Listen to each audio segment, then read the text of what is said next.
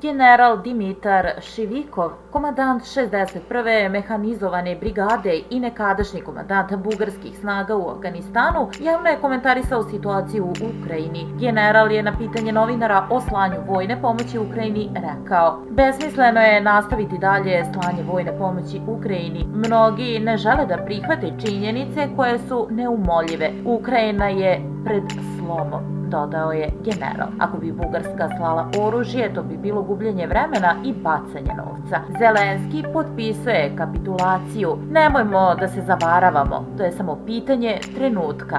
Ja nemam nikakve sumnje da će Rusija pobediti u ovom sukobu", istakao je general Šivikov u emisiji na Bugarskom nacionalnom radiju. Njegove reči su odjeknule u medijima širom sveta jer je general Šivikov iskusni oficir, učesnik ratnih sukoba u Afganistanu i dolazi iz zemlje koja je članica NATO-a.